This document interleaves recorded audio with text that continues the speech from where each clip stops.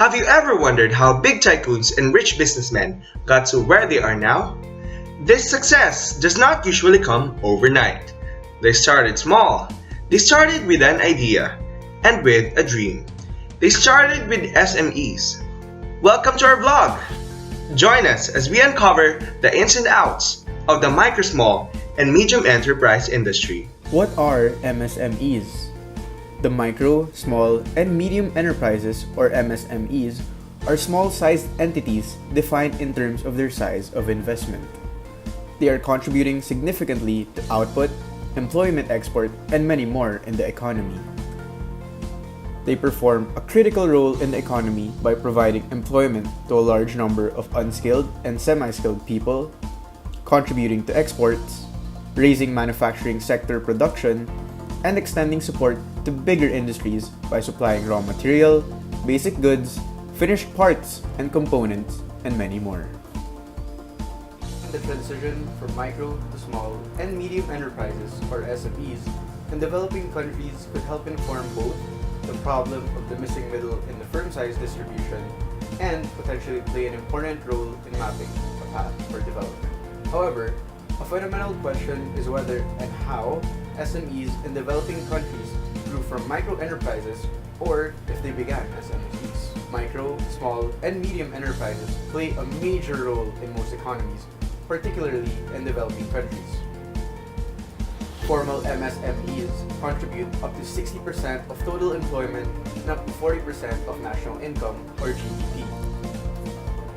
This is particular in emerging economies. These numbers are significantly higher when informal SMEs are included. The MSMED Act 2006 depicts the micro, small, and medium enterprises based on the investment in plant and machinery and on the investment in equipment for enterprises engaged in providing services.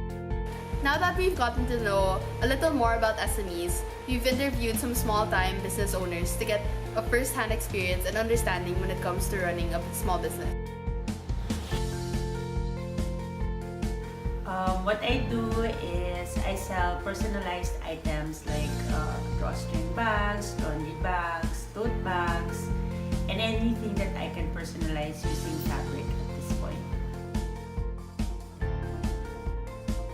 My business is very small since I just started this year, and I want to keep it that way for the meantime because I'm just starting in the industry and starting more on exploring what I can make big someday. Clientele is really small at this point. Anything or anyone that I can reach through social media, and mostly family and friends, especially for this season.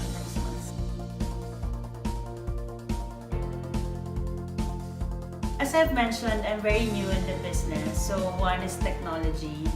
I wanted it more in terms of what I can do, but since I have limited knowledge just yet about the industry, I push more on what I know for the meantime, but I look forward to learning more about the technology and other things that I can do so I can be more creative.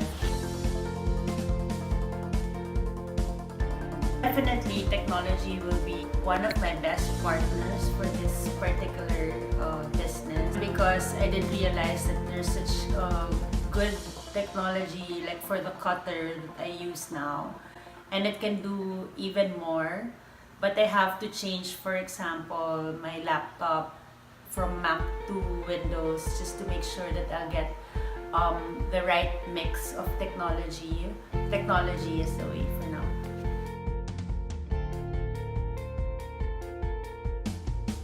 The edge, I think, is my price. That's one. Since I love personalized items, my goal is really just to be able to express oneself through personalized items, or even by saying hungry, for example, a combination of hungry and angry. It's more of being able to also use nice items with your names on it just because you love personalized items.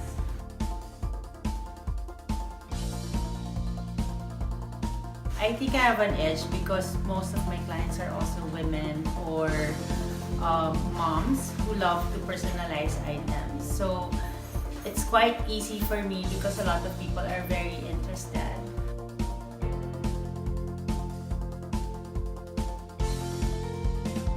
I'm a full-time mom. My youngest is still very young, like 2 years old.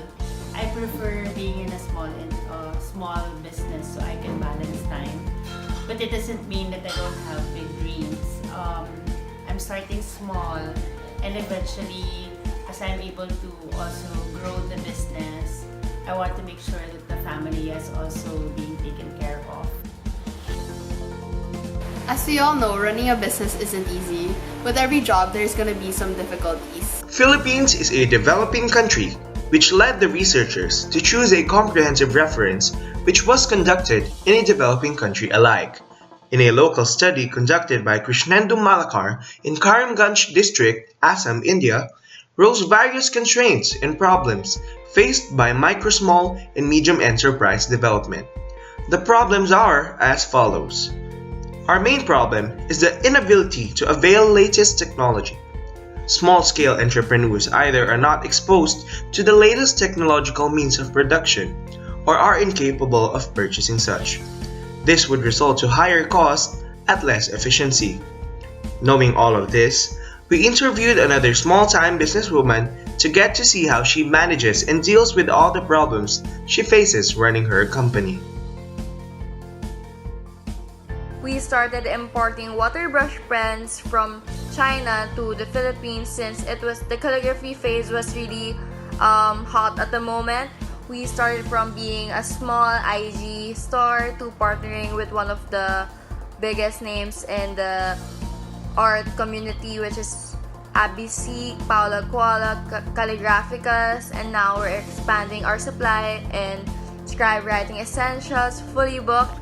Hobbies translated into business because I believe that if you love what you do, at least you're gonna enjoy the hassle and stress that goes along with it. Equipments are good only to an extent. Of course, we would still need manpower to manually check the quality of our products and to ensure the quality standards where we would supply our products in. Yes, I'm willing to spend for upgrades for efficiency. To be able to do more is really what drives us to make more products and to cater to the people's needs more.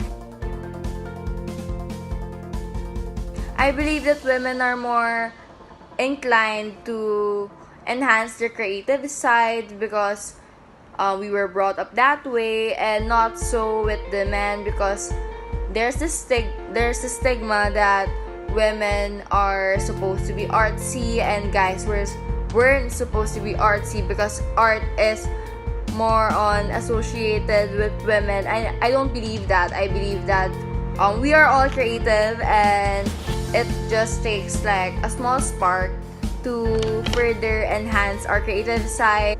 Most of the women I worked with partnering with workshops were housewives, and while their kids were in school, they wanted to enhance their skill of calligraphy, watercolor, and after practicing a lot, they were becoming better, and with that would be like a new source of revenue for them, and we helped them conduct workshops and turn that hobby into something more.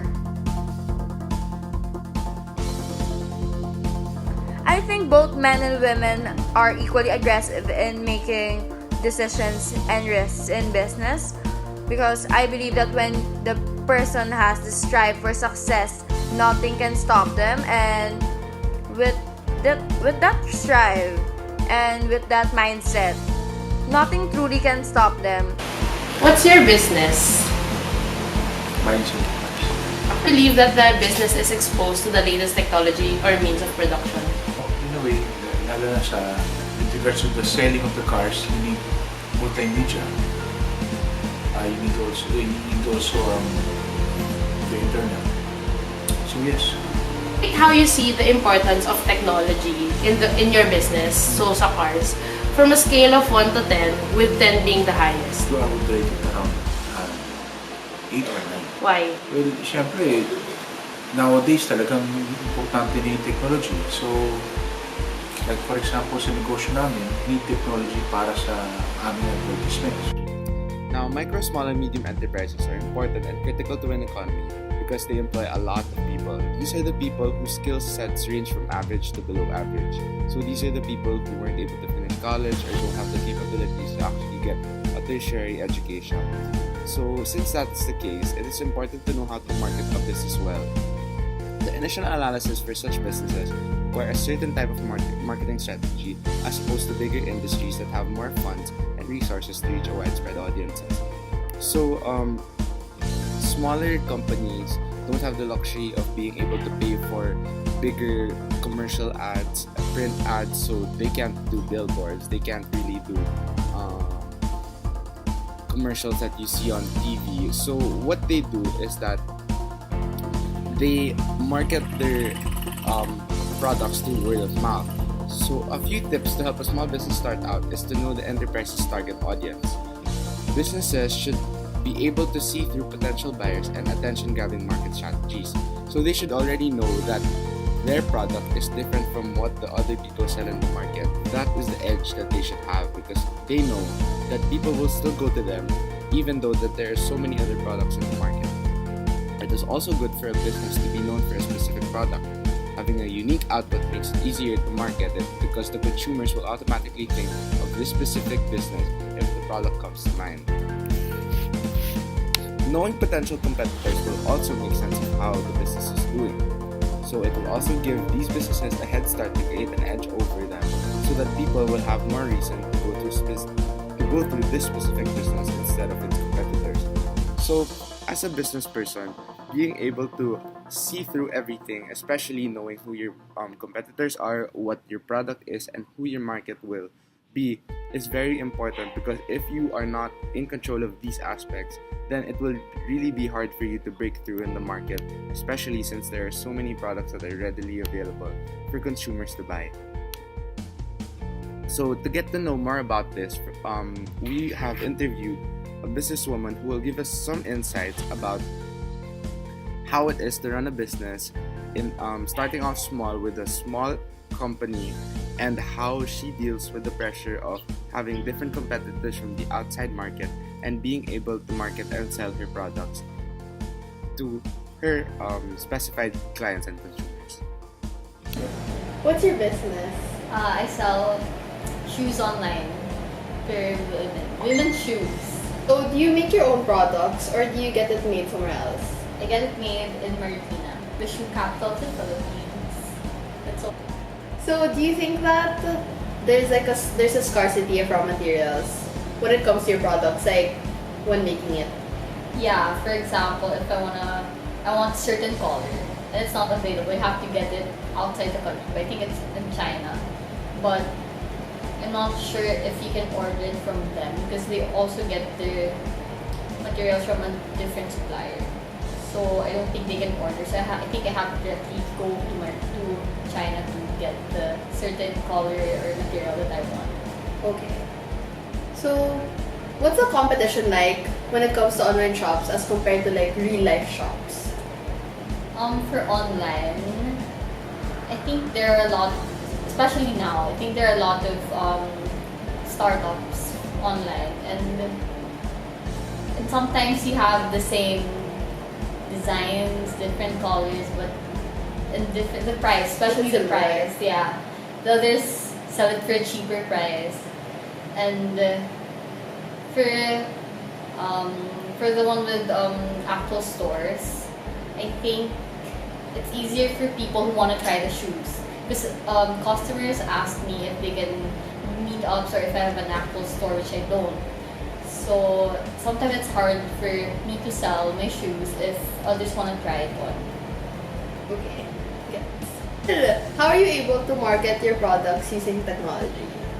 I think it's easier now, especially with Facebook and Instagram. Like you can do ads, paid ads. So it's easier for me. You can just pay 200 pesos for a 2-day ad and people will see your products online. So, especially right now with social media, it's easier. Sometimes I give bloggers or ask someone to promote my product. So, I think, yeah, it's easier for me online than Yeah.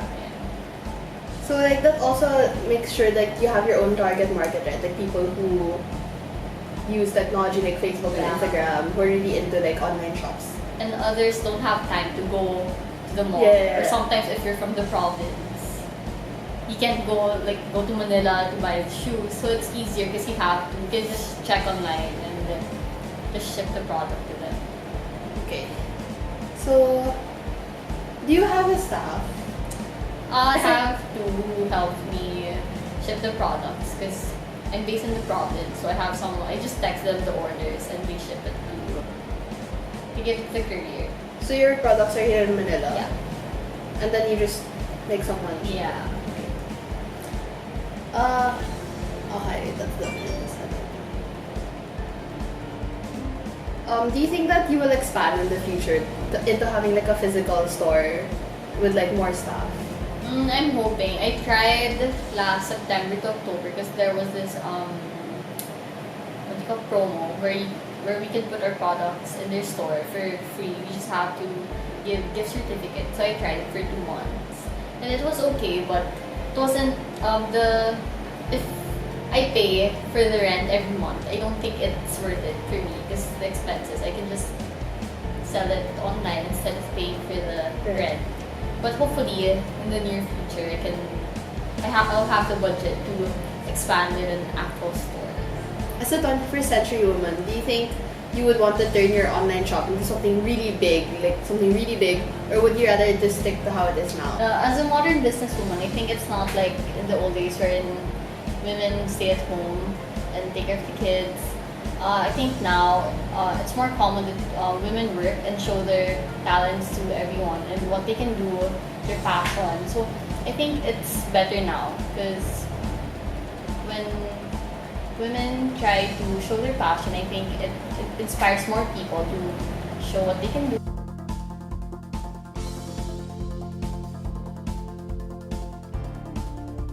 Taking a step further into getting to know more about the ins and outs of the MSMEs has helped me appreciate and understand their importance in our economy.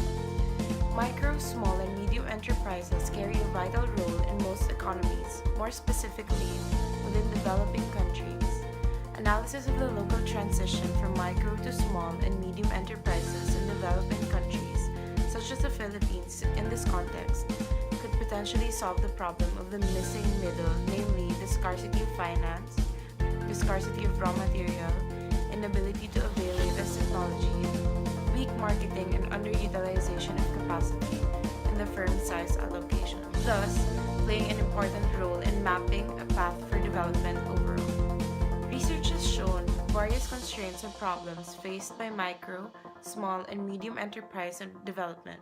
Possible remedies may be defining a target audience, proper branding for a flagship product, and acknowledgement of competition. Possible remedies may be defining a target audience, proper branding for a flagship product, and acknowledgement of competition. In totality, MSMEs can further improve in a lot of possible ways. Balance is the key to fully improve this industry's progress as the years go by. This is very critical to the whole economy as it plays a big role and has a contribution to it. Maximizing all of its resources is a good way to reach the full potential of any product. This will help save money, resources, raw materials, and many more. It is very important to also have a certain strategy to market certain products. As long as there is an effective strategy of marketing the product, demand will certainly rise. It is also better to make use of the materials present at the current market price. Since it is MSME, there is no assurance that the latest technology will always be near of reach. Therefore, it should be known how to be innovative and creative with the materials and technology at present. All of these possible ways can further develop micro, small, and medium enterprise development.